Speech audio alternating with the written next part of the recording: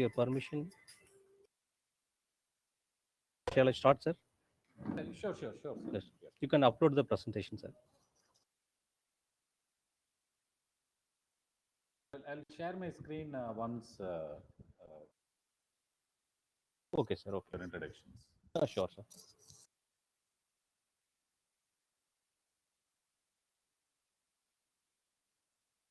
Mr. Kumar, sir. Mr. Kumar, sir. You are now unmuted. Shall I start, sir?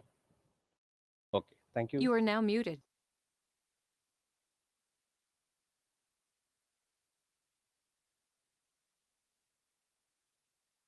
Good evening, everyone. I extend a warm welcome to all on behalf of Janssen Institute of Technology, Department of Electronics and Communication Engineering, in association with Institution Innovation Council and Entrepreneurship Development Cell, organized by Entrepreneurship Development Program webinar on title New Age Entrepreneurship Role in Higher Education Institution. I find immense pleasure in introducing our honorable chief guest of today's webinar, Mr. Prabhu Rengaswamy, CEO and co-founder at NEXUS. He has 17 years of experience in software industry. He holds a master degree in computer applications and ICWAI intermediate certification.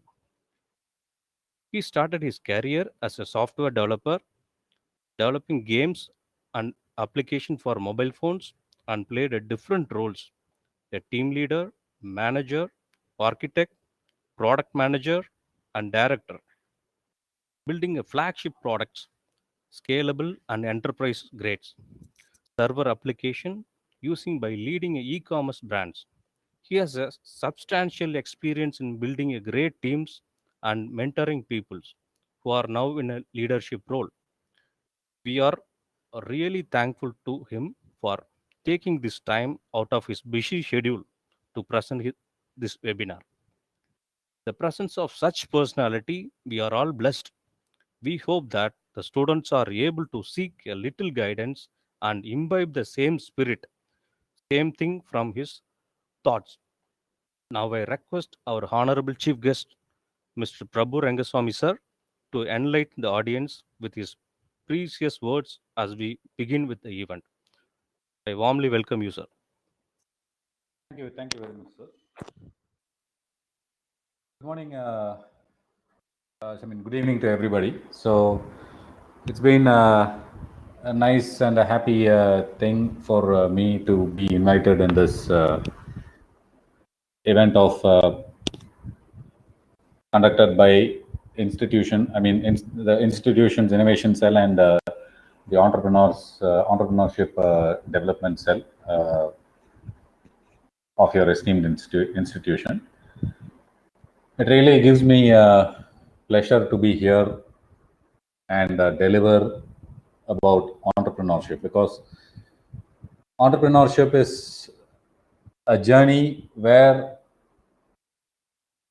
people take a bold step pursuing their passion, and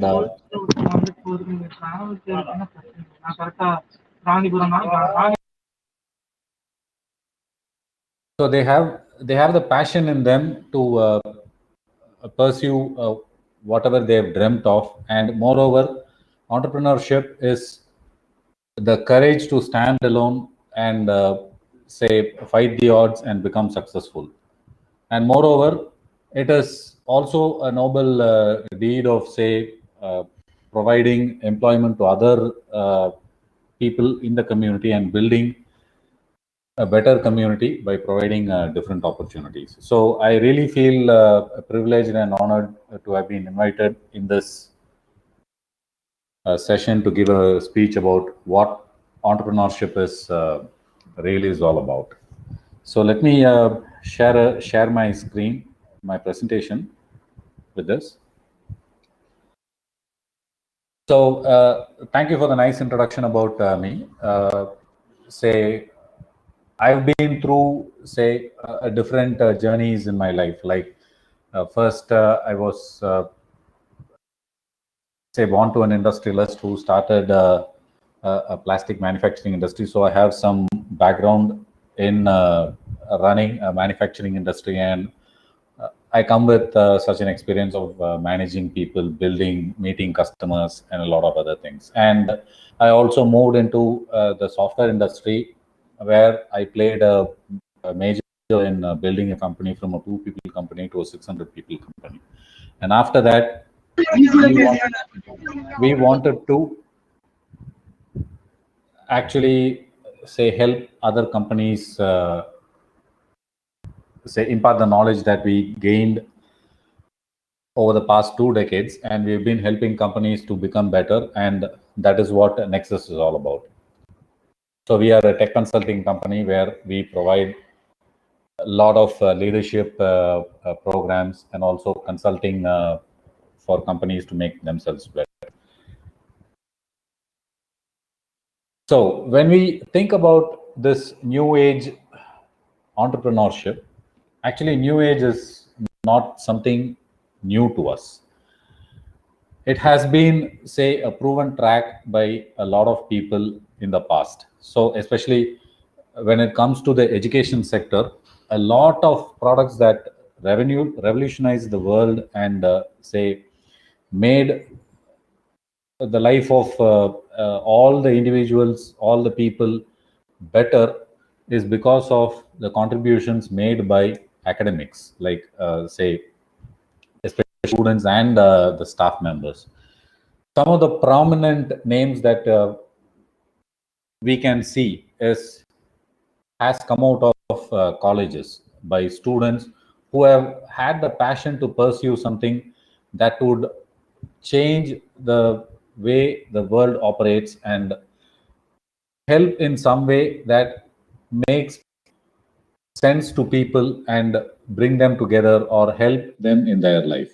So some of the things that we'll see out here are, the first thing is the Linux operating system. It was written by Linus Torvalds when he was a student, and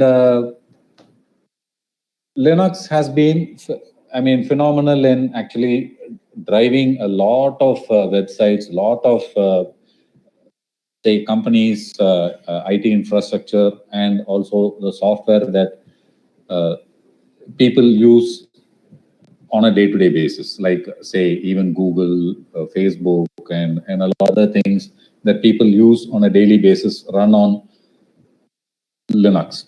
So this is actually a brainchild of a student. Sorry for the interruption, sir. Screen is not shared, sir. Oh, sorry. Just a moment.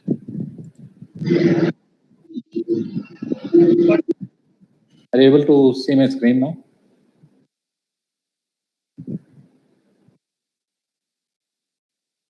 Yes, sir, please. You are now unmuted. Visible, sir. You are now muted.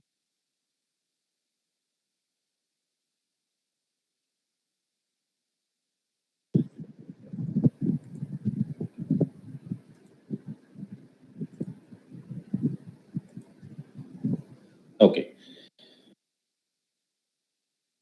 So as I said, new age is not something new, and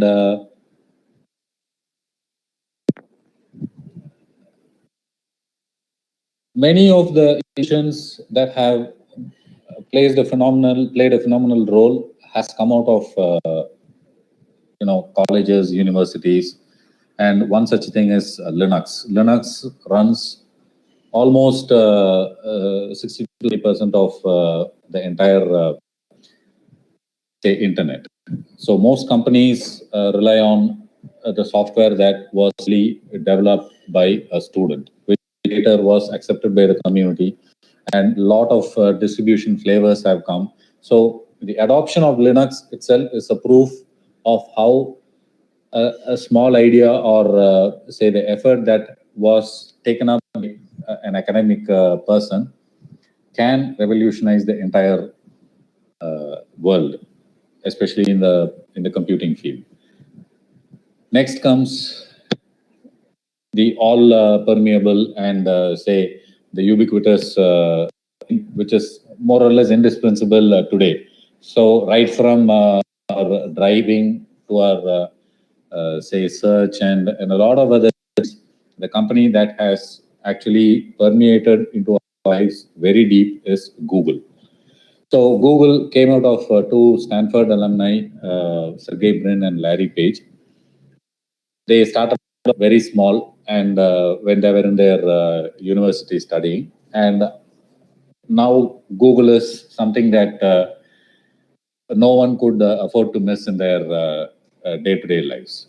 So this came out of a college graduate. So this actually instills even more deeper into the minds of people that education and educational institutions play an important role in, say, transforming various industries, right from information technology and other industries. Right now, with my background being on the software industry, I give examples mostly on, say, the ones that relate to software industry, but we'll also see other examples where it come other industries as well. And Twitter, for example, when Jack Dorsey was studying in his college, and he was also working in another company. This was more of a side project, and initially nobody really gave it a supporting idea, but later it has transformed into something very strong in the social media that everybody is actually relying on Twitter to actually share their views, to actually make their presence felt, right from politicians, actors, sportsmen, and even the common people are more, making their presence more available in Twitter and sharing their ideas, opinions, and everything. So Twitter has gained ground all over the world where people share their ideas, and it has become an integral part of someone's social presence.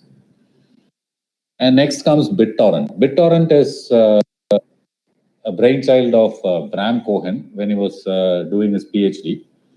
And this BitTorrent is now a part of, say, delivering content in a distributed fashion. And many companies use it to migrate their data across geographies. So it is not just the usual file system, but companies like Facebook and other companies that have millions of servers spread across the globe use BitTorrent to actually migrate their data from one place to another, and so that their data gets distributed across. So BitTorrent is one such very vital software that is being used by corporates and individuals to actually distribute and deliver content across the internet. And more importantly, Facebook. Facebook is also, say, the product of Mark Zuckerberg when he was studying. And now it would be, say, we would actually not see some person who does not have a Facebook account. Anybody who has crossed his college is sure to have a Facebook account, and that is how these things have transformed the entire world. So this new age thought of getting into entrepreneurship is not something new. This has been already, say, proven and say set in stone that a lot of innovation comes from educational institutions, especially on the higher educational institutions where people their graduation, post-graduation, and doctorates come with a lot of ideas that really transform the world. Okay.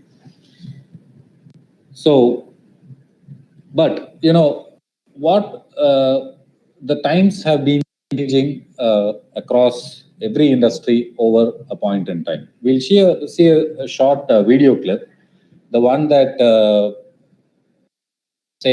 happened in the Formula One racing industry, especially in two different eras. One was in the 1950s. The other was, say, in the latest post 2012 and 2013. This is a small video where we could see how times have changed in terms of the expectations, in terms of delivery, and a lot of other things. We'll see that and continue our discussion. Okay.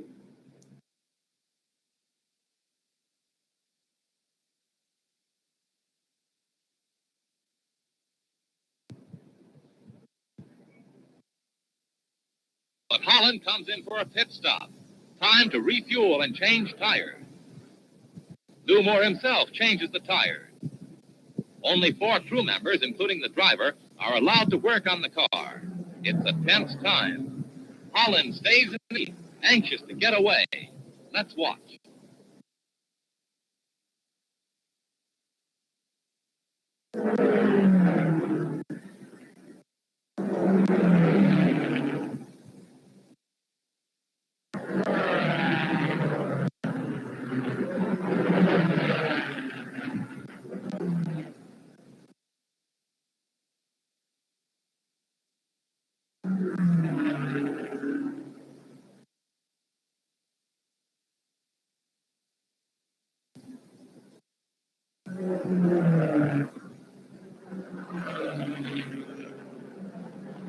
So this was the pit stop where cars changed their tires. A crewman polishes the windshield as Holland And during 1950, seconds after he stops. It takes about 67 seconds to change the tires and get onto the track. And this is the situation in 2013.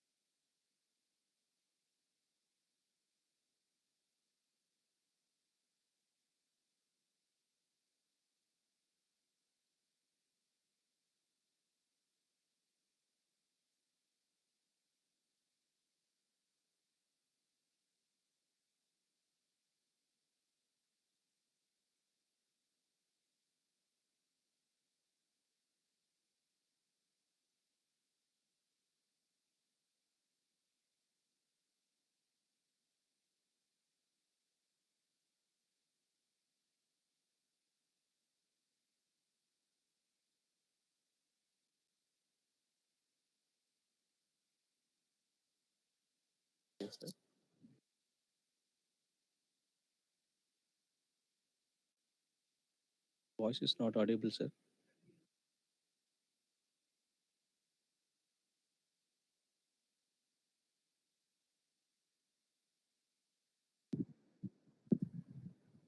Hello. Okay, sir. Okay. Am I audible now? Yes, sir. Please. Okay. So if you had seen the video, there is a huge difference between the two time frames. In the 1950s, when the car came to the pit stop for a change of tires or fueling, it took about 67 seconds to 70 seconds to make the tire change. But in 2013, it took just under 3 seconds to actually make the change of tires. So this is the phenomenal difference that is expected in every industry. People have very little time to actually wait and see the results. This is true for every industry.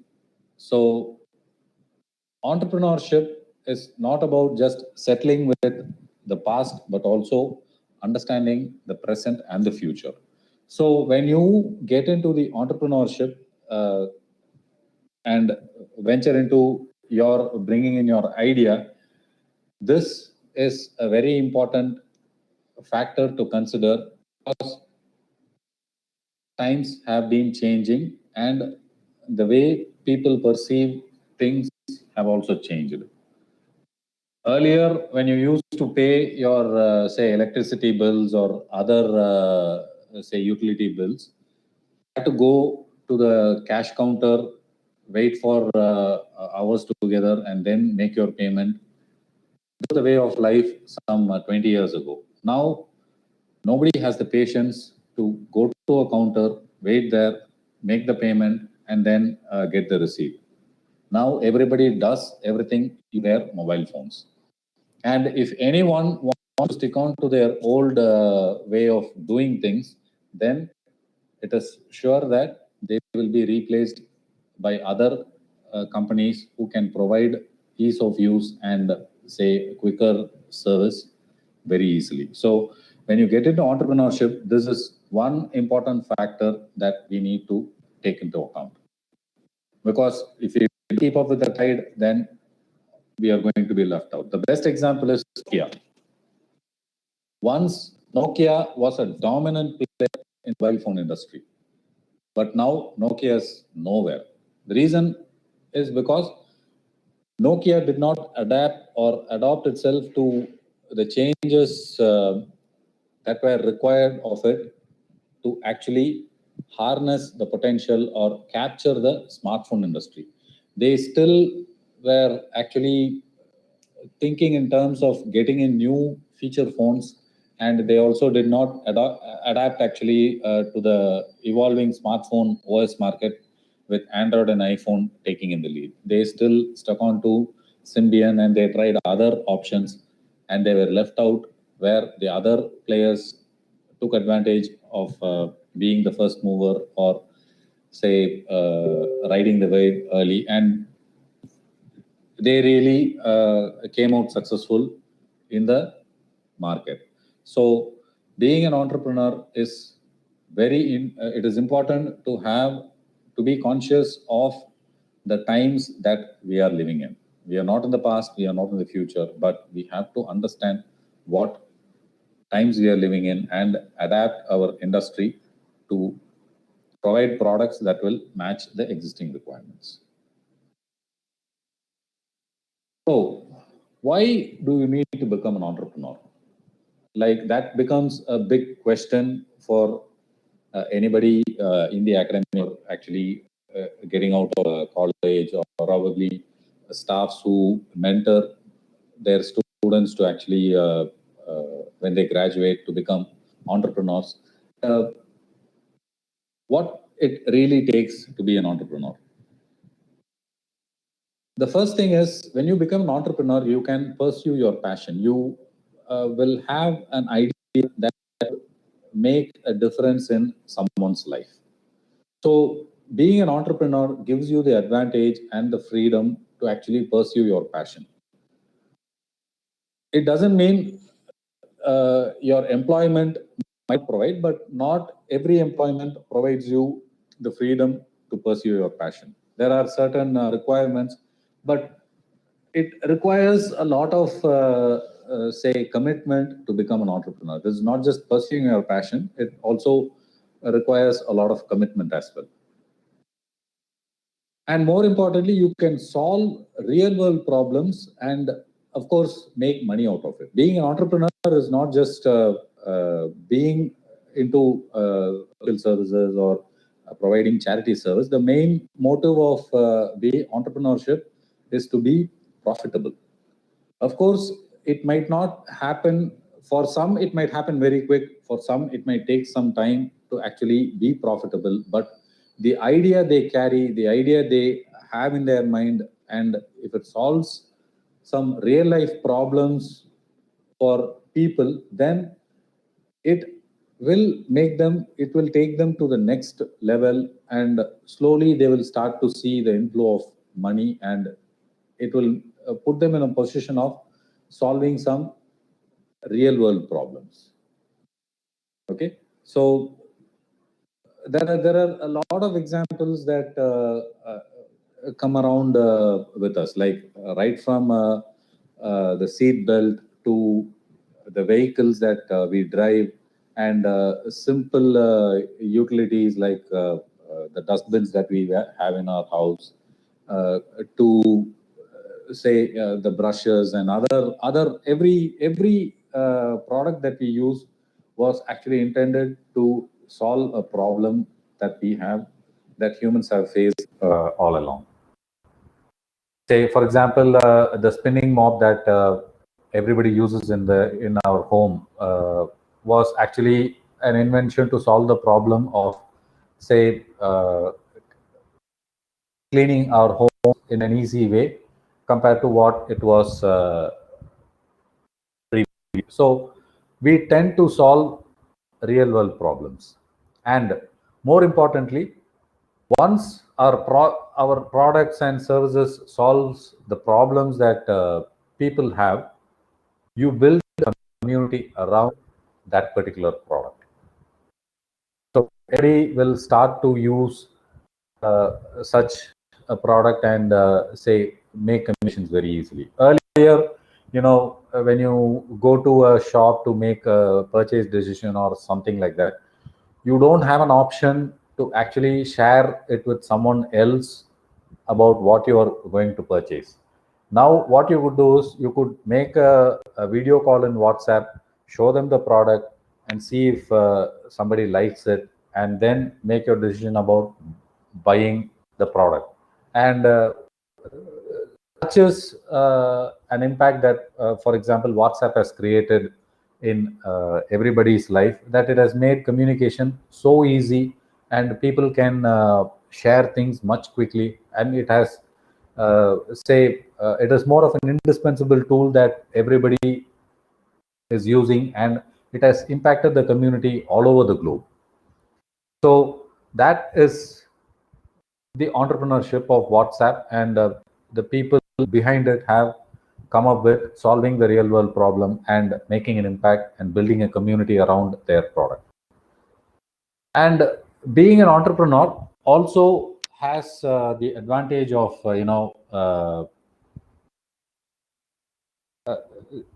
just hold on a minute, please.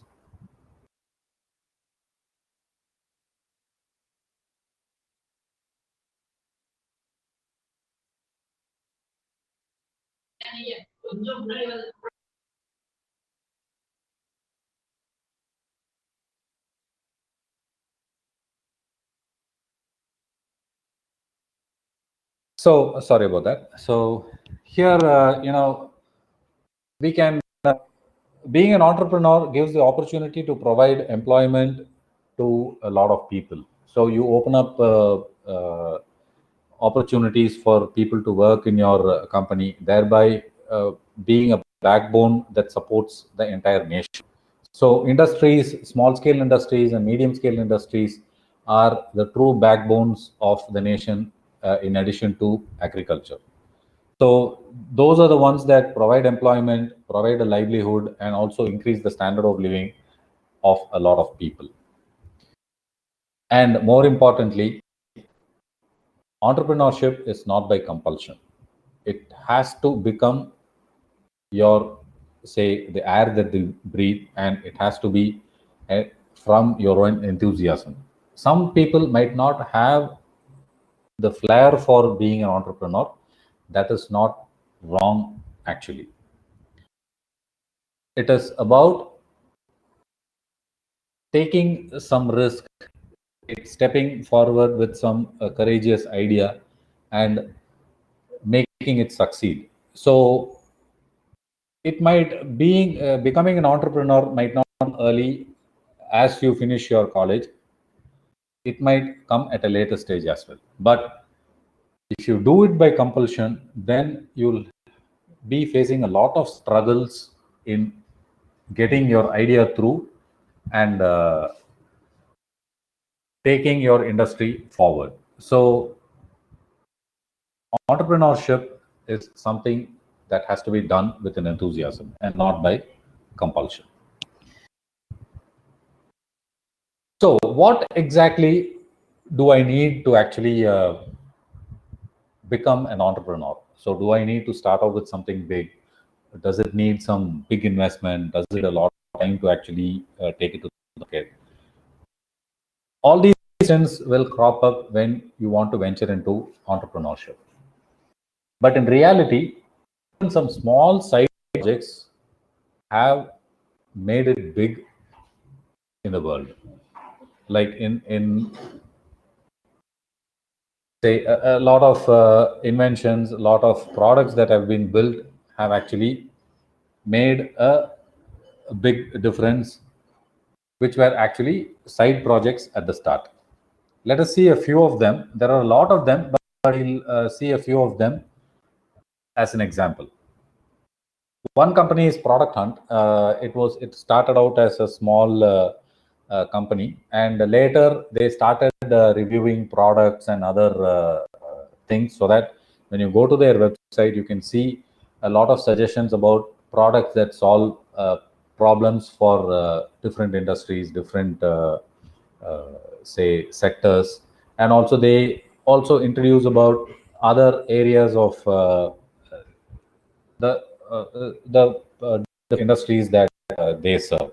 So it was a small side project of the founder of this company, and it became a big success, particularly in the US. Next is GitHub. Actually, this started off as a solution to the pain point that two developers were having when they were actually building softwares and sites for their customers. Git, which was a source control system, they took Git, and what they did was they actually built a product out of it called Git.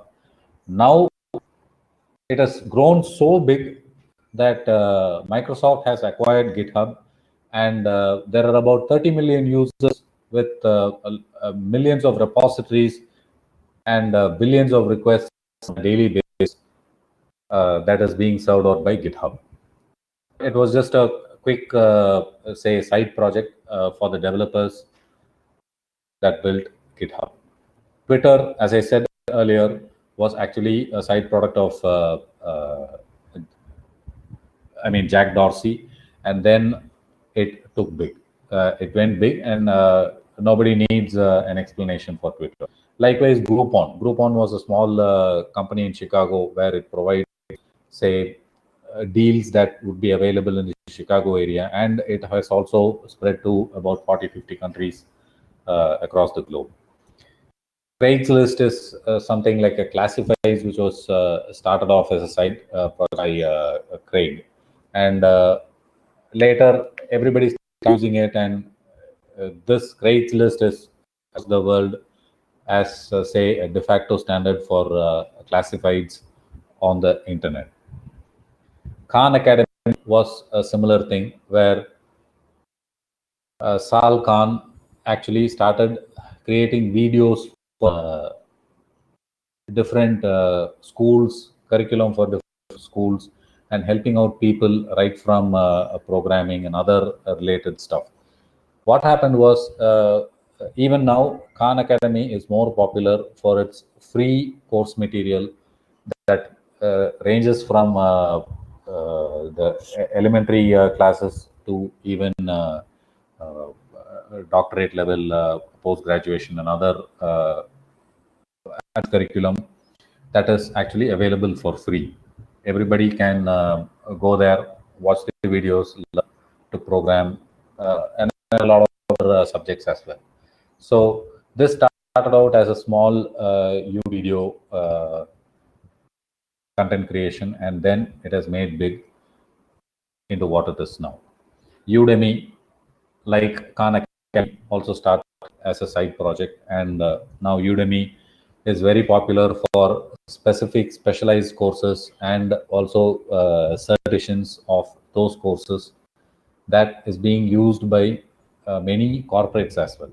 Like Udemy provides, say, a lot of tutorials, courses that are being used by major big corporates on various topics, right from machine learning, programming, then about soft skills of building, how to make negotiations, and a lot of other things are available in Udemy. Now, Udemy is so big that it has made a brand for itself. Instagram, likewise, it started out as a small sharing and suddenly after this social media sharing started to become big, they also played their part, and Instagram grew so big that it was later acquired by Facebook. WeWork also is about shared spaces. So it started out as a small idea, and now WeWork is across the globe, where it provides shared corporate spaces for companies to actually conduct their business. Likewise, HubSpot, Slack. Slack is actually a messaging tool that is being used by it. It has become more of a de facto tool in terms of communicating within the organization and corporates. Earlier, how Yahoo Messenger was used across the globe, this Slack is a tool that has become more ubiquitous across all the corporates, even be it say related to information technology or other say non-IT related companies. Slack is used more than any other messaging tool that is available. And there are a lot of other similar side projects, because the list is so huge, it is virtually impossible to actually cover each and everything. But you get the idea that entrepreneurship need not be something that is very big. It need not be, something that really takes a lot of money or effort. It can start off with something very small that solves a particular problem. Once customers start uh, coming around it, it will actually grow very big, and later you'll feel the benefits of it once you build the momentum. Likewise, there are companies started very small and grew to be very big, had a very big presence in the entire industry. So Zoho is actually a company that was actually groomed in India, started in India, and it has a global presence across the world. And it is fighting with companies like, competing with companies like Google, Oracle is not a small thing. They have an array of products that cater to a lot of industries, right from say their Zoho's product actually helps painless accounting, and their CRM product. They have other similar products that compares to Google Docs, and also they also have an email product. So they started out very small and actually grow big. And even today, Zoho is actually completely bootstrapped within itself. Like, it does not have any external funding, or it has not been acquired by any other company outside. It has completely been bootstrapped within the founders itself, and it has grown big to what it is now. MailChimp, likewise, it started off very small, addressing small pain points. Now, MailChimp is something like very important service for doing blast email campaigns, reaching out global email. Does the job. WhatsApp,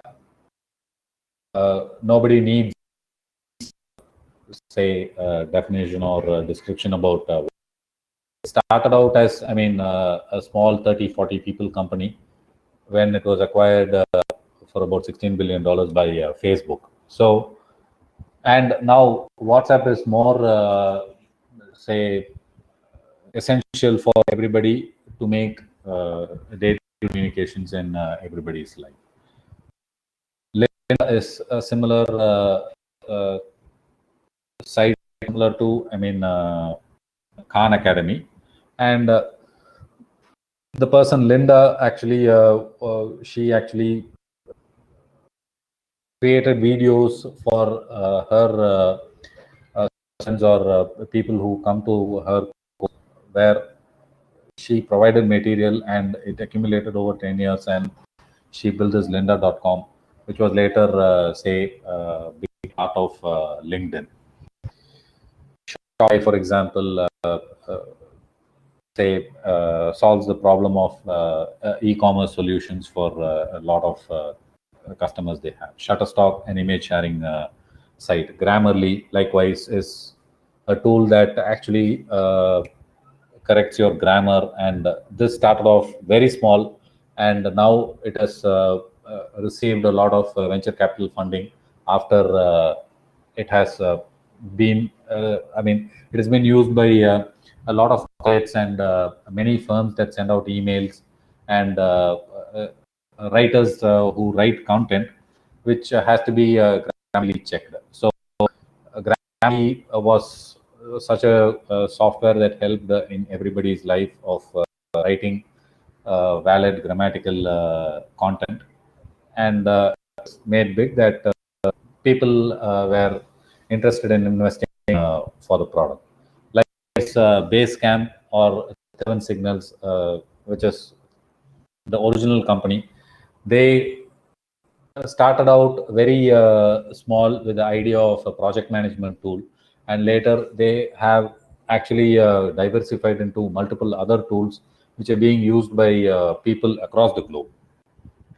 Then SurveyMonkey, which is a similar product where getting feedback or survey is more of a monotonous thing that people were actually doing, and SurveyMonkey really helped people conduct surveys, and this has become more of a de facto tool for conducting surveys over the internet. So it started very small, and now it is unimaginable that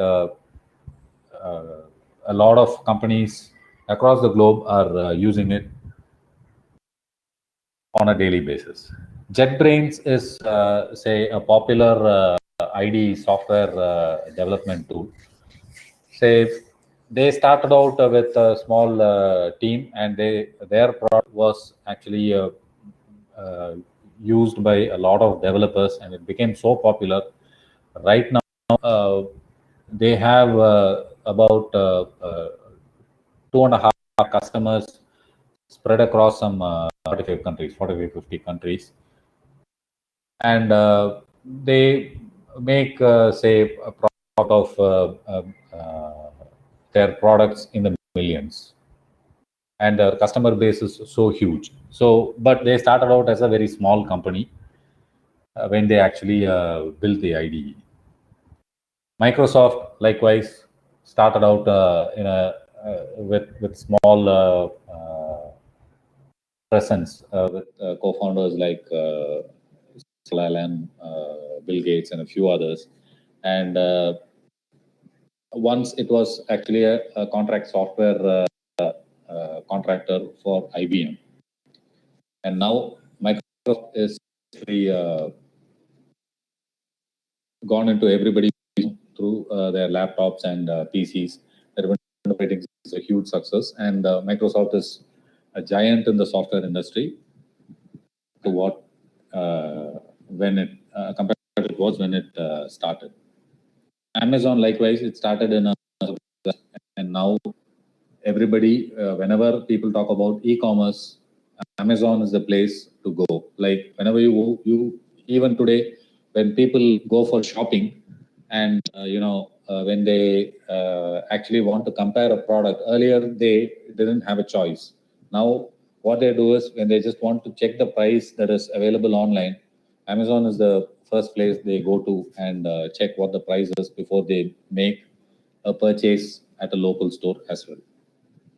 Autodesk, the company that built, the CAD software, is now worth billions in its value. So it started out as a small company as Zoho or Microsoft, but now this is, it has become a giant, and it has presence in a lot of mechanical industries where engineering drawing is, is a must for their day-to-day activities. So Autodesk is such a company that has grown so big, and it started out very small. So what are all the points that we need to note? We've seen that, say, the companies that have started small and they've attracted a lot of venture capital funding in the millions. But what does this idea give? Like, is it easy to actually become an entrepreneur and become big as these companies have shown? But in reality, there have to actually keep a few points in mind. We should not be carried away by the million or the $1 billion figures that those companies have come into, have grown into, or that should not be a misleading factor for becoming a successful entrepreneur. There is a thing called a flywheel effect. Say people with a mechanical background know, like when a motor or say something rotates, there is a thing called a flywheel that has that also rotates on the opposite side. So when the belt actually moves a conveyor or a motor, an opposite flywheel actually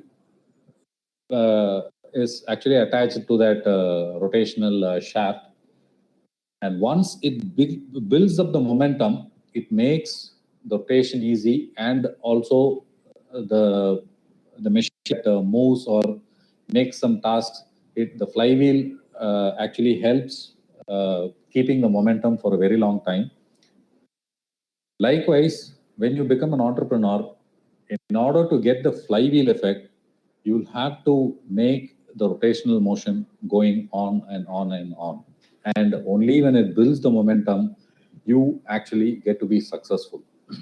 So it is not something easy. So you have to get into the flywheel effect, and getting to that momentum takes time. It is not an easy job. So people have to keep in mind and not be actually carried away by the actual end result of being big, or say getting millions of dollars in seed funding, or being acquired for billions of dollars. The actual final amount is not what really matters, but bringing about the flywheel effect really has a big difference. And the next point is about getting VC funding. A lot of venture capitalists actually would be interested in your, say, idea that I come up with. But would it really be a boon or a bane is going to be dependent on your product. In some cases, getting additional investment would really help you grow faster, because you could employ people who are experienced in your particular field, and they could help you get you into the market much faster. And getting more funding to actually, say, pay those people or invest in new machinery would really help at the time where it would really, say, give us a booster to actually propel you forward in your business. But the idea of a bane is like, when someone invests money into your business, what really happens is that you start to expect profits in return within a very short time. So nobody invests for free.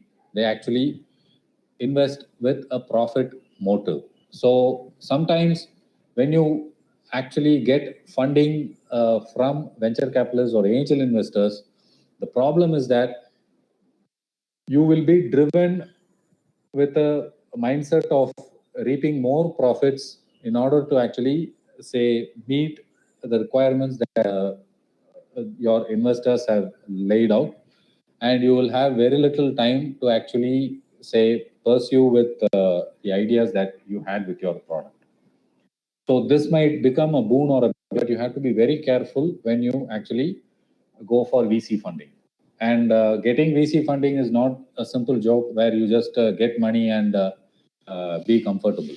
So one, also getting VC funding is not as well. They angel investors like Sequoia, a lot of other companies, what they do is they ask you to prepare a lot of projections on how you would get into the market. What is your projection in the next 6 months or next 1 year? How is your expansion going to be? How many customers you are expecting? What is the cost percentage? What is the revenue percentage that you are going to expect? And what is your return? And what is your ROI? All these financial terms will come into picture when you want to get a seed funding. So most people, what they do is, in order to get seed funding, they prepare all the documentation, all the necessary things, and leave what they need to do for their product, and they fail miserably because they are concentrating, putting in all the efforts on the funding rather than the product that has to reach the market. So there has to be quite a balance when you go into getting a funding. And when you have an idea, you have to actually build a customer base for people or companies to be interested in investing in your idea. So only when you see a potential that more customers will start using your service or product, only then entrepreneurship is going to take a stride on the successful side. Of course, there might be hurdles and teething problems, but that should not prevent you or discourage you from taking your product if you actually envision that your product will have a better future to it. And more importantly, you have to keep ahead of competition. Once there is an idea, there will be a lot of competitors getting into the field. Say, for example, when the solar water heaters and other related products came into, all of a sudden, a lot of companies, a lot of startups and entrepreneurial development cells encouraged people to get into this industry. And at some point in time, it got saturated. Because of heavy competition, the margin that people get out of, say, the profitability, it gets to be actually eaten up by the competition, and say it quickly gets permeated across the country. So keeping ahead of competition and your idea be say solid is a very important point to note when you get into entrepreneurship. In the field of entrepreneurship, some of the leading things that really are making strides right now, I will actually give say viewpoints on the information technology industry versus the other non-information technology industry. So the areas where people and the company investing more time are some of these. There are other things as well, but these are of prominent. The first one is artificial intelligence. Like, it is not just there is a quite a little bit of a small difference that is that you can see when you actually see about what artificial intelligence is versus machine learning. So artificial intelligence is something even more than machine learning. So these two topics are more of, say, have a momentum around them, and more companies are investing in building products that are built with AI and machine learning. Say, for example, artificial intelligence has, say, brought about something called conversational commerce that includes machine learning. Machine learning is more of a subset of artificial learning, where artificial intelligence, where, say, for example, your Google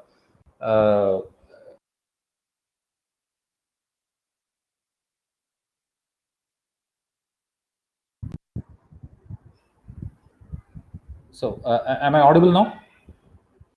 Yes, sir. Okay, I got. Suddenly it went mute. I just wanted to confirm if I'm audible. Okay, so artificial intelligence, like, there is a huge demand, and it is getting pervading into every sector, right from medical industry to say a day-to-day household, like you have Alexa or Siri or other things that say interact with us over voice, and it makes decisions automatically. And this artificial intelligence is actually used say financial industries like share trading and everything, where the software is intelligent enough to make purchases and sales at a point in time where it will be profitable for the users that actually subscribe to it. Machine learning is an area where it is being used by many. More companies are focusing on data. That includes the sports industry as well. Like earlier, while during a cricket match or a running race, now they collect a lot of data points to analyze, say, how a person is actually gaining victory. Like when Usain Bolt ran on the 100 meters dash and became the world's fastest man, every movement was analyzed, and his angle of say,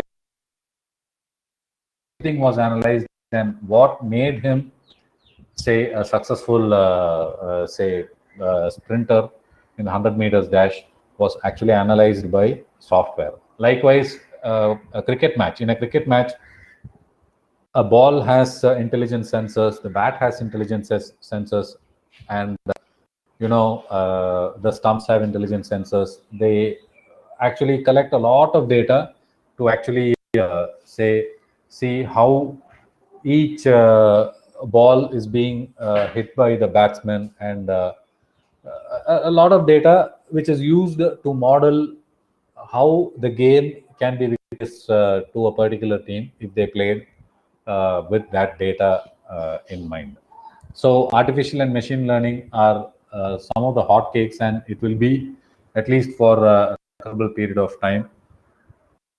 And any solution that you come up with building using these things in mind will really be very beneficial. Conversational commerce is something where people do e-commerce just by conversing. Like I can ask my phone, the software in my phone, to actually book a cab, or book a ticket, book a flight ticket, or book accommodation just by speaking to it. So that is conversational commerce, and it is more of quite predominant, or taking say more prominence in the Western countries. Though it is not quite common in India, but the Western countries are slowly getting into conversational commerce, and more into augmented reality, like say.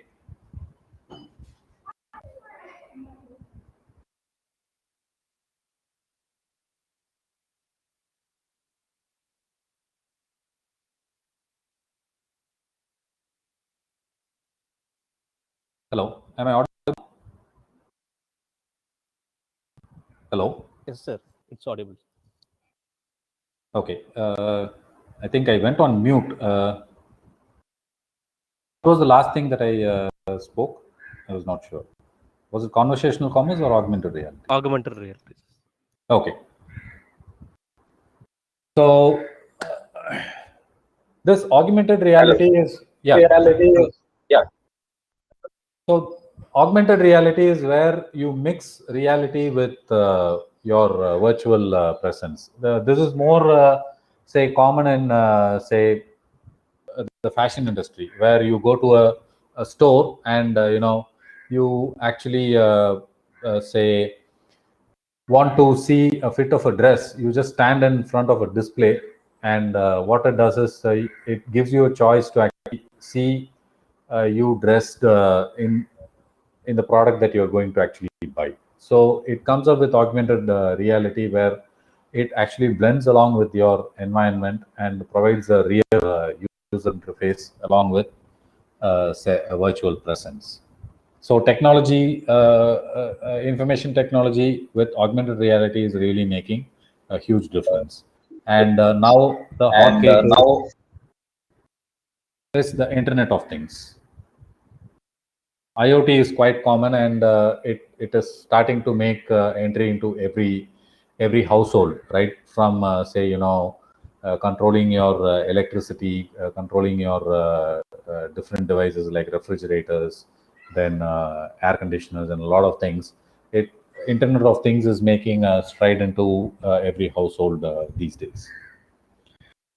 And let's now take a quick look at other industries where you can put your ideas, come up with ideas that make a huge difference along with technology. Like agriculture, earlier, a lot of change is happening in this sector where people are using drones to actually say apply pesticide to say spray pesticides to the crops that they are growing, and a lot of other mechanical devices that would help the farmer to actually make agriculture much more easier. Then renewable energy. This is one place where people are trying to build, say, extract electricity or produce electricity using renewable sources like sunlight, solar, then hydropower, and say something like they also are harnessing on other potential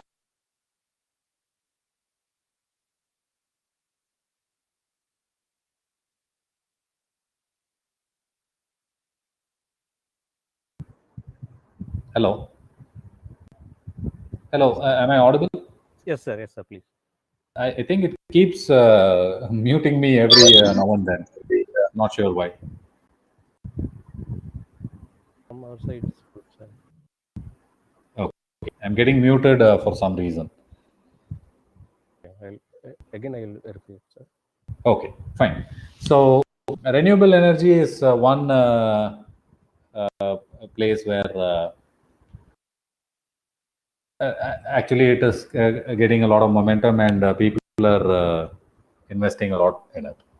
Likewise, free energy. Free energy is like there are a lot of projects that have been built that use free energy like gravity, say waves, and other say flow streams to actually build energy out of these energy that actually don't need other sources of power like solar or anything else. Likewise, hydroponics, where say plants are grown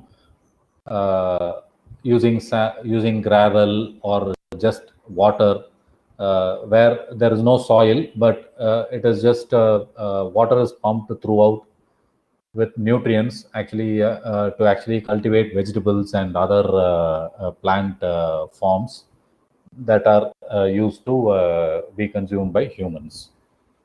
Then water collection, like in areas where water is scarce, they have say setup that actually collects water from air and provides it as a drinking source, and also a source for watering plants in agriculture.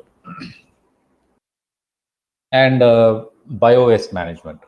Now, there are a lot of industries built around, say, an integrated approach of doing agriculture and bio-waste. So, there are companies that collect vegetable waste from households, and then they feed the cattle, and the excrement that the cattle produce is actually used to create manure, and that manure is used in agriculture, and agriculture the harvested products are being sold out. So this bio waste management is actually forms a cycle where this actually comes cycle for vegetables. It is converted into manure, and then it actually becomes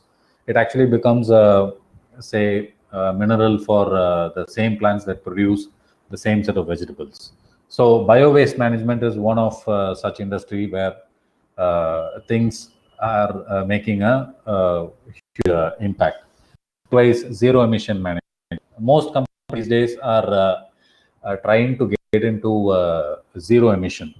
Their idea is to get into zero carbon emission, and any technology that actually brings down the emission is actually being welcomed by a lot of industries. So how do we actually become an entrepreneur? Some of the quick points I'll go through. I think we are running out of time. I'll just quickly go over it. One is when you want to become an entrepreneur, you have to build something that you yourself would be using. It is not about a third-person customer you expect to use, but it is something that you would also use if you were in such a point, like how GitHub or Shutterstock or other services came into play. It is something that you yourself should be using it. Then you will have to listen to the market. Sometimes the product that you build might not be actually required at that time. You might be ahead of what the market needs, or you might be lagging behind.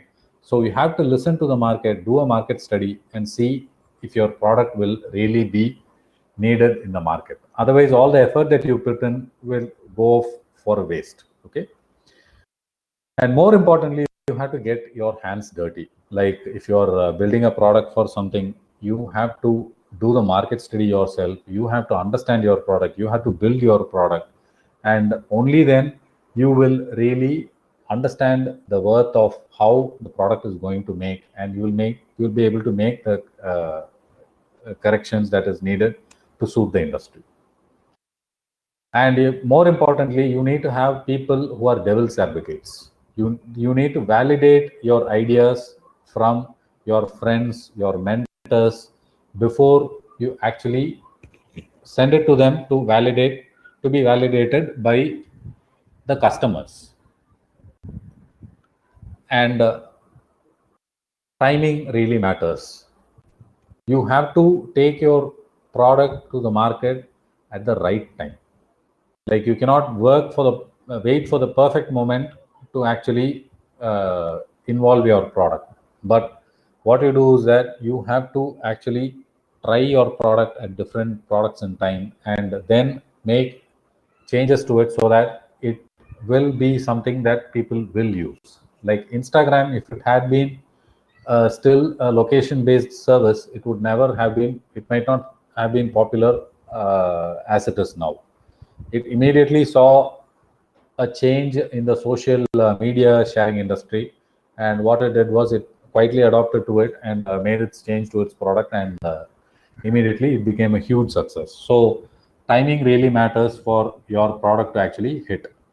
And more importantly, don't design your business around VCs. You don't set up your entrepreneurship or your product idea hoping that some VC would fund to build your product.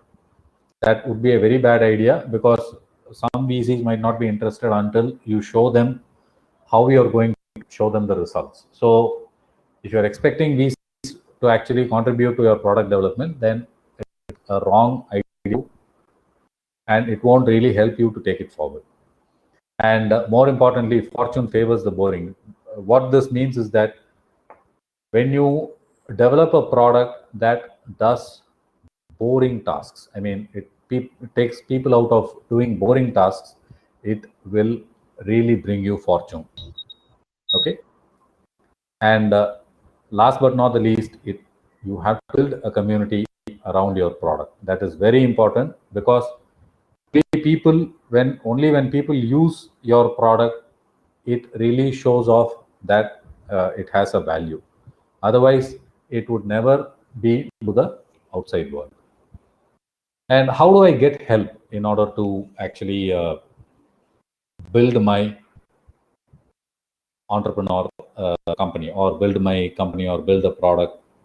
So there are a lot of things that are available. Even the Indian government is actually providing a lot of guidelines and other stuff to actually motivate and help, say, people to build their own startups and become big. The one thing is, especially from the higher educational perspective, the National Innovation and Startup Policy, which was drafted in 2019, which came up with a policy where educational institutions, especially the higher education institutions, have to actually allocate 1% of their total revenue for setting up and running their entrepreneur development cell and help students become entrepreneurs, helping them, guiding them on various aspects, connecting with the industry, connecting with incubators, connecting with a lot of other networks in order to enable the students become entrepreneurs and their own industry. So this National Innovation and Startup Policy of 2009 is a guideline that has been laid out by MIC, which is the Ministry of HR, Human Resource Development, a small innovation cell of that ministry that really provides a guideline of how educational institutions have to nurture the startup environment, startup ecosystem in their educational institution and help students to become entrepreneurs. Site startupindia.gov.in actually provides pointers to various colleges and people who want to become an entrepreneur. It provides pointers on who could be mentors for startups, who are, say, the incubators and angel investors who would actually be interested in investing in the company, and a lot of others. The ministry, as I said earlier, Ministry of Human Resource Development and the small innovation cell of MHRD is actually providing a lot of guidelines and other say support to nurture or motivate the startup ecosystem. And MSME, that is Ministry of Small and Medium Enterprises, provides a lot of say subsidies, tax holidays for companies that come up with different thoughtful ideas. And you could reach out to all these, say, go through all these websites and get an idea of how to reach out to different incubators. Say, for example, T Hub, T Tribe are some of the largest incubation programs that really helps educational institutions to actually take their entrepreneurial development program one step ahead. So you could reach out to all those forums or say connection points where you could actually get a lot of help in building your startup. Okay, and to conclude with, entrepreneurship is not about, say, releasing your product alone. You have to raise the bar every time when you grow in the industry. So that is how you can keep up with the changing times. And we'll see a small video of the famous pole vaulter Sergei Bubka. What he did was he holds the most world records in pole vault, because he's actually broken his own record more than 18 times. So, like, that is the motivation that you need to have when you get into the entrepreneur mode. So raising the bar is really important for you to survive in the industry and also make your enterprise and your company big. Okay, so let us see this quick video from Helsinki last year, right at the very top. And that is something that most vaulters just cannot do. So it started off with 5.9 meters. First attempt then at new world figures. Yes! New world record! 19 feet 6. This is his first attempt. Vigneron's passed this height. So it's a new world record height for Bubka. Oh, and he goes clear. 2 world records in 2 successive vaults. That is absolutely extraordinary. 5 new world records.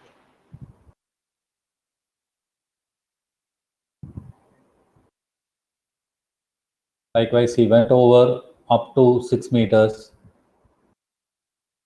At Lenin Stadium, this is what it looks like. And yes, a new world record for Sergei Bubka. The interesting thing is that he actually broke his own record multiple times, and also made the Olympic or the world record team, the pole vault, the conductors of the pole vault event actually change all their poles throughout the globe, because he actually broke the record of I think the pole vault pole's height is about 6.2 meters or 6.3 meters. He actually crossed that limit, forcing the entire sports industry to change the pole vaults higher than the previous standard. So he is the one who made a bigger difference and broke the entire thing, so that the entire globe had to change in order to meet the standard that he has set. So likewise, when you continuously raise your bar, you can become successful entrepreneurs down the line. So I wish you all the best, and I thank you everyone for giving me this opportunity to talk to you and share my knowledge about entrepreneurship. And now I am open to any questions you might be having.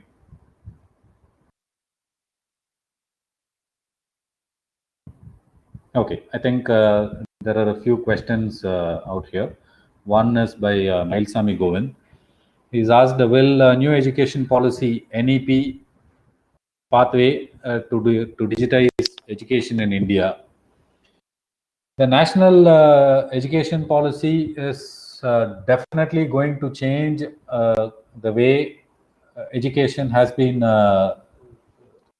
been imparted all these years. Digitization is one effort where the mode of teaching will also be conducted digitally, but it is more about the content that the students get to learn when they get into the institution. It is not about just teaching, but the content that they actually drives or gets imbibed into their knowledge stream. Say, for example, earlier India was not even in participating in the space race, but now ISRO is so successful that there are a lot of engineers playing a tremendous part as scientists, that they are sending cost-effective satellites to Mars, which is actually compared to very, less than what a Hollywood movie takes to actually, it costs less than what it would take to shoot a Hollywood movie.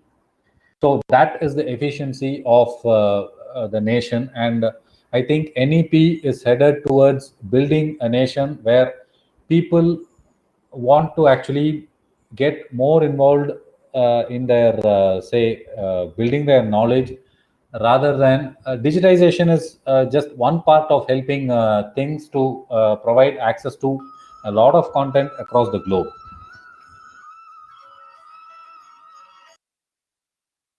So,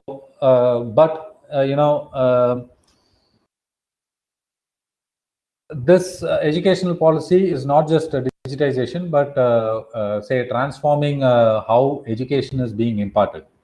Like Israel is a country where there are a lot of geniuses, a lot of doctorates who come up with a lot of innovative products, and Israel is considered to be most innovative country in the entire globe. Likewise,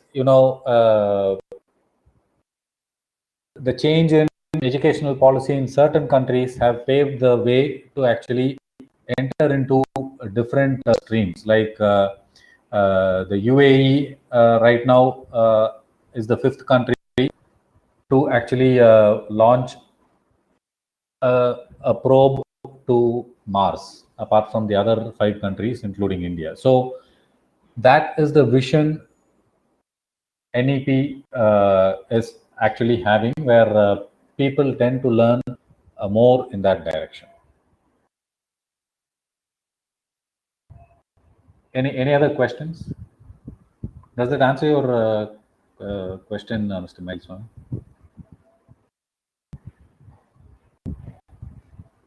Okay. Startup ecosystem in Tamil Nadu in nearby future. Yes, from the statistics of what startupindia.gov.in provides, it is one of Tamil Nadu is one of the state where they're actually taking steps to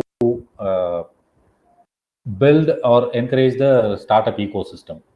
There are other states like Gujarat who have already are top on the list, and they are the leaders who have actually supported the startup ecosystem. I probably in 5 to 10 years, the startup ecosystem will be stronger in Tamil Nadu, and more colleges are adopting this policy of entrepreneurship cell in every college. And there are a lot of interesting products that are being actually built by a lot of students and the staff. I think that will definitely change the ecosystem of the startup industries in Tamil Nadu, probably in the next 5 to 10 years.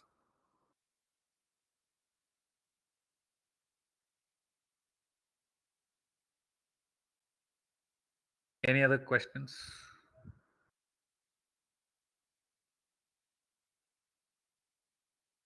Okay. Thank you very much. Thank you very much for taking time to listen to what I had to share. I hope this helps or provides pointers for your staff and the students to actually take a step towards entrepreneurship. I wish them all a good luck. And thank you once again for this opportunity for letting me talk about entrepreneurship. Thank you very much. Thank you very much, sir. Thank you. Dear friends, good evening to one and all again. I hope today webinar was full of knowledge and interesting things. It gave us a deep insight into the topic and also learned some interesting facts on entrepreneurship for students communities. The point where Mr. Prabhu Rengaswamy sir told us about the innovative ideas was really informative. I am pretty sure that in previous knowledge that Mr. Prabhu Rengaswamy sir gave us, it's definitely help us in our students and faculty members in future. At this juncture, I would like to thank our management for their abiding support and motivation from time to time. I extend my heartfelt gratitude to our beloved principal, Dr. V. Nagarajan sir, who has given the guidance and leading start in our endeavors. I thank you, sir, for being with us right through. I also thank the head of department, Dr. G. Vetchelvi ma'am, and Dr. Ilangavan sir, head of corporate relationship, and various head of department for providing their supports. And also wholeheartedly service for our faculty members and non-teaching staffs. This function and webinar would not be having successful one. My thanks are due to our energetic, vigorous students for their excellence and active teamwork and cooperation. Once again, I thank you, sir. Thank you very much. With this, we can wind up